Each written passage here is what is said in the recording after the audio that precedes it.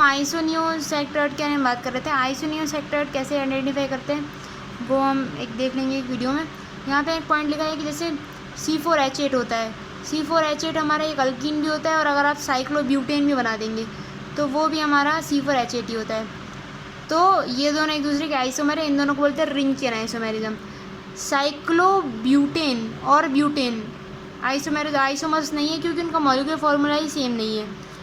तो ring chain isomers में एक में रिंग होती है और एक में चेन होती है। तो दोनों फंक्शन आइसोमर भी होते हैं क्योंकि एक में मल्टीपल बॉन्ड हो जाता है और एक में नहीं आता। तो फंक्शन भी होते हैं और रिंग चेन भी होते हैं, पर प्रायोरिटी दी जाती है रिंग चेन आइसोमर्स को।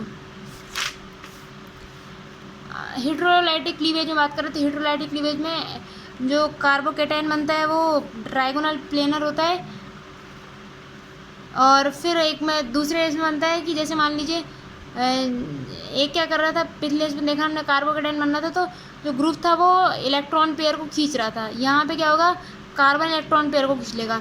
तो उसके पास 4 तो खुद के थे, 3 तो हाइड्रोजन से मिल गए, और एक उसने उससे ले लिया सामने वाले एटम से, तो उसके पास हो गए अब 8 कंप्लीट, ठीक है।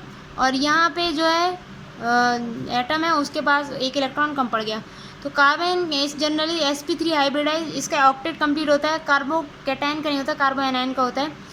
यहाँ पे sp3 हाइब्रिडाइज होता है क्योंकि इसके पास अब एक लोन पेयर है, तो लोन पेयर p ऑर्बिटल में रहता है, और ये डिस्टॉर्टेड होता है क्योंकि डिस्टॉर्टेड टेट्राहेड्रॉन आपको पता है प्रिज्मा टाइप का होता है। तो डिस्टॉर्टेड रहेगा क्योंकि यहाँ पे क्या हो रहा है, जो लोन पेयर है वो रिपेल करेगा इन तीनों पेयर्स को, तो वो तो नीचे झुके होंगे, प्लेन में नहीं होंगे एक। तो ऐसे जब भी क्लीवेज होते हैं जहाँ पे इलेक्ट्रॉन पेयर एक किसी तरफ चल रहा है तो उसको बोलते हैं हेटेरोपोलर या फिर हेटेरोलाइटिक क्लीवेज। एक होते हैं होमोलाइटिक क्लीवेज या फिर नॉन पोलर क्लीवेज। तो वहाँ पे क्या होता है, जैसे बॉन्ड कट हो रहा है तो अपना अपना इलेक्ट्रॉन दोनों ले लेंगे। दोनों ने जो अपना अपना इलेक्ट्रॉन बॉन्ड बनाने के लिए रखा था, R ने अपना वापस ले लिया, X ने अपना वापस ले लिया। तो सिंपल सी बात है, जो जिसका था उसने ले लिया, तो उन पे क्या ही चार्ज आ जाएगा, इसलिए इन पे कोई चार्ज नहीं आता। फ्री रेडिकल पे कोई चार्ज नहीं रहता है, फ्री रेडिकल सिर्फ अपना इलेक्ट्रॉन पकड़ा हुआ रहता है।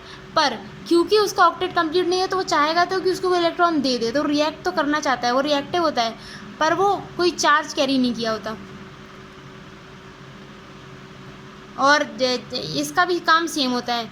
जैसे अगर आप देख लें कार्बो एनायन के पास अगर आप इलेक्ट्रॉन डोनेटिंग ग्रुप लगा दें तो वहाँ पे पहले से ही नेगेटिव चार्ज है। अगर आप इलेक्ट्रॉन डोनेटिंग ग्रुप लगा देंगे तो इलेक्ट्रॉन डोनेटिंग ग्रुप और वहाँ पे नेगेटिव चार्ज बढ़ा देंगे तो स्टेबिलिटी घट जाएगी, कार्बोकेटायन में स्टेबिलिटी बढ़ जाएगी। अल्काइल ग्रुप क्या करते हैं, इलेक्ट्रॉन डोनेट करते हैं। तो अल्काइल ग्रुप अगर आप कार्बोकेटायन पे लगा देंगे तो वहाँ पे दिक्कत हो, मतलब वहाँ पे दिक्कत नहीं होगी क्योंकि उसको इलेक्ट्रॉन चाहिए ही। कार्बन आयन में लगा देंगे तो दिक्कत होगी, फ्री रेडिकल में लगाएंगे तो भी दिक्कत नहीं होगी क्योंकि फ्री रेडिकल को इलेक्ट्रॉन चाहिए। तो वहाँ पे अल्काइल ग्रुप लगाएंगे स्टेबिलिटी बढ़ेगी, 2 लगाएंगे और बढ़ेगी, 3 लगाएंगे बहुत बढ़ जाएगी। तो इन रिएक्शंस को फ्री रेडिकल, होमोपोलर या फिर नॉन पोलर बोला जाता है। सबस्ट्रेट या रिएजेंट अपन पहले ही पढ़ चुके हैं, जिस पे आप फोकस करेंगे फिर जिसके पास कार्बन है वो होता है सबस्ट्रेट, और जो अटैक कर रहा है या जिसके पास कार्बन नहीं होता है या फिर जिसमें फोकस नहीं